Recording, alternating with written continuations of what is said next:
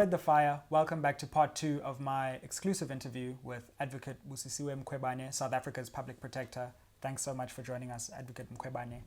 We began in part 1 by establishing the facts of the case, looking at some of the evidence that you had at your disposal that led you to your conclusions. I want to now look at some of the wider implications of your report. And the first question I want to ask is, how do you see the legal standing of this report? Subject to a challenge, do you believe that a mere review application would constitute enough legal weight to suspend your remedial action, for example, as has happened in other cases? The Minister Gordhan and Pillay dispute is a case in point. I think that we have clarified and we've even informed the President that mere lodging of a review application doesn't suspend the remedial action. The highest court of the land, the Constitutional Court, pronounced on this. Lodging a review, in fact, they said the remedial action of the public protector is binding until set aside by a court. So only lodging a review, I mean, everyone can just frivolously lodge a review just to frustrate the work of the public protector. But then what we normally then say, interdict the implementation. Right. Because then it will suspend the implementation of the remedial action. So that would be the only way that the President, let's say within the 30-day notice where you've asked the Speaker, the NDPP and the Commissioner of Police to act, the only way that that deadline would be held is if there's a successful interdiction of the implementation. Yes. Actually, he then interdicting the implementer. Right. To implement. So he would interdict those three parties who are supposed to implement. Right. So that's the only way. And again, is depending on whether the court will grant that. And if not, then those who are expected to implement should be implementing the remedial action. What do you have to say again to the wider implications of this, to those who say that you've been selective in your investigations? I wonder why they're saying that. Unfortunately, even my predecessor was sometimes accused of being selective or of choosing certain investigations. EMIA is very clear, Executive Members Ethics Act. It says the public protector is the only institution which can investigate this, and then we should be finalizing our investigations within 30 days. And if we are not going to do that, inform the President if it's about the Minister, or inform the Premier if it's about the MEC. In this instance, we had to inform the Speaker because we couldn't finalize this investigation within 30 days. And it's lodged by members of Parliament strictly. Hence, we are operating this political space.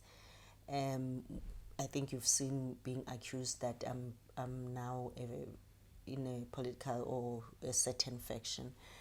But I'm doing my work without fear, favor. I'm not even involved in that. I'm discharging my duties. So in this particular issue, I had to investigate, and it doesn't give me a discretion. The Public Protector Act does give me discretion not to investigate court decisions, not to investigate matters which have been lodged 2 years after happening, unless there are special circumstances. And as well, those special circumstances, I use my discretion. So on this one, we had 7 months delay. So I wonder what would be the reasoning behind accusing us of choosing certain investigations. Well, it does seem to me that a few years ago there was a great stampede to ensure that the remedial action of the public protector was seen as binding. Suddenly, in very similar circumstances, there's a backtracking on that position. Do you think that there are double standards in the way that you are being attacked? Yeah, definitely. I think South Africans should learn now that you cannot legislate or you cannot issue a decision or a judgment to deal with the person. Don't play the man, but play the ball. This should be a lesson because the remedial action of the public protector is binding, and it's the constitutional court. If it was possibly the High Court, would say, possibly the constitutional court might. But the constitutional court, we are a constitutional state. The constitution is very clear. So it said the remedial action is binding.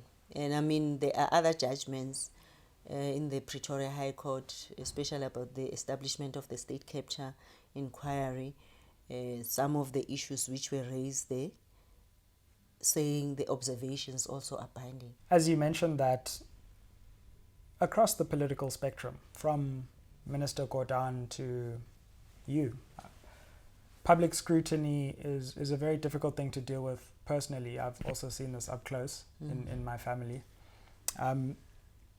What has it been like to be at the center of such a political storm, to be vilified in many ways, and also to be criticized quite deeply in court papers, for example, which suggest that you're not executing your duties based on duty, but based on a sinister political agenda? It has been a bumpy ride, I must say. I'm a human being also, and you look at this or what is happening, and you wonder whether if we say as a country we live in a constitutional state or a democratic country, but at the end of the day there would be people who wouldn't want to be subjected to the very same law.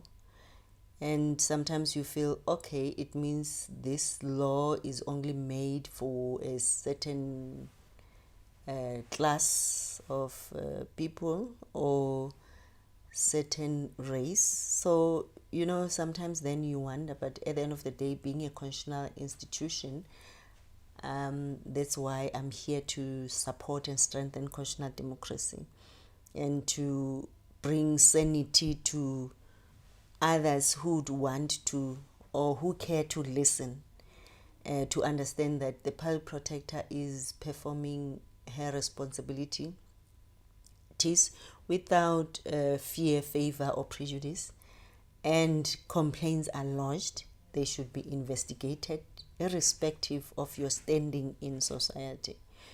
So for me, I'm taking it as it comes, and I'm telling myself that history, when I'm judged by history, at least I would be very at peace with the fact that I've done my part. I didn't, or I was not influenced by who is who, or who's supposed to be investigated, who's not supposed to be investigated. I think I'm literally making sure that we live, we breathe this constitution. And finally, how seriously do you think South Africans should take the findings that you made today? These are matters not just of, it seems to me, a mistaken infraction, but that go right to the heart of our constitution and right to the heart of Parliament and the role of the president in our country. How seriously do you take this report? I take this report very seriously because I indicated to the South Africans also when I was publishing the report that we shouldn't be seen to be choosing or accusing people without evidence. I have evidence in my possession, and when you are a leader of the country, especially the president, he needs to lead by example. And when he started also, he said we need a clean governance. We don't need the state to be captured or the state of capture. We don't need families who will then receive favors from government contracts and tenders, or even influence the state or the leader of the country, especially the president, in taking decisions. Now, this investigation has revealed the evidence which shows that if you are a person or a company donating to a person's campaign, and in this particular instance, I mean,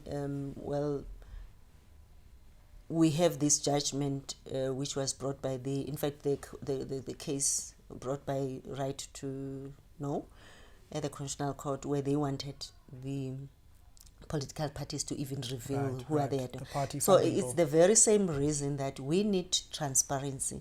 We don't need people to be influenced, because when then I'm able to give you money, surely I do have certain expectations. And in this particular instance, I mean, if you have so much money, I mean, 51 million, 39 million. And these were just single donations of over 50 million. Yes, and it's a lot. Others is 5 million, others is 500,000, but it's a lot of money. So it's concerning that you'll have then individuals and families and companies.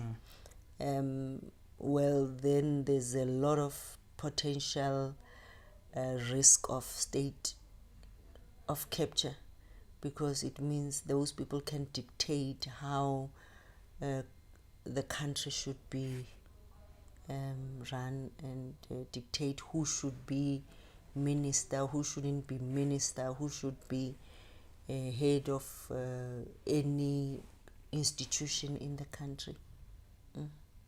Well, Advocate Mkhwebane, thank you so much for your time and for joining all of the subscribers of SMWX. We really appreciate you dedicating some time, particularly for a youth audience. Thank you.